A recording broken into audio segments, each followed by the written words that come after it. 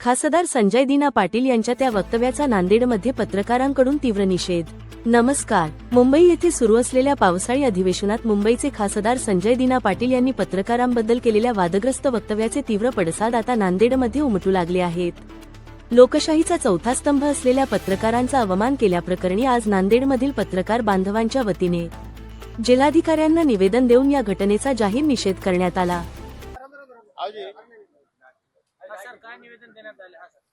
संजय दिना पाटील नावाचे एक खासदार आहेत। मला वाटतं बौद्धिक दिवाळखोरीमध्ये त्यांचं काहीतरी विषय झाला असेल असं वाटते, कारण त्यांची भाषा आणि त्यांची जी पद्धत आहे पत्रकारांना बोलण्याची, आणि मी इतके खुन केले, मला कोणी काही केलं नाही, मी तुमचे बघतो करतो, अशा असभ्य भाषेमध्ये पत्रकारांची वर्तन करणं या सुसंस्कृत महाराष्ट्रामध्ये ही शोभणारी गोष्ट नाही।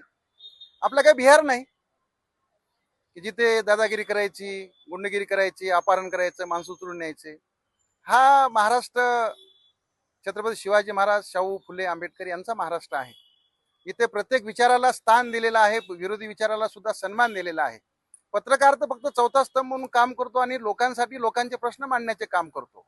आता तुम्ही पक्ष बदलालात, तुम्ही भानगडी करालात आणि त्याची झळ जर पत्रकारांना, सामान्य माणसाला बसत असेल आणि त्यावर कोणी प्रश्न विचारला असेल, इतका वैताग करून घ्यायची गरज नाही आणि तो करूही नाही आणि कोणी महाराष्ट्र सहन करणारही नाही।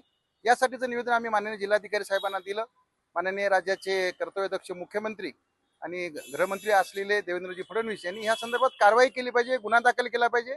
खरं तर अशा ह्या उर्मटखोर लोकप्रतिनिधींना एक दोन दिवस जेलची हवा खाऊ द्यायला पाहिजे पत्रकारांच्या प्रश्नाला, असं मला वाटतं।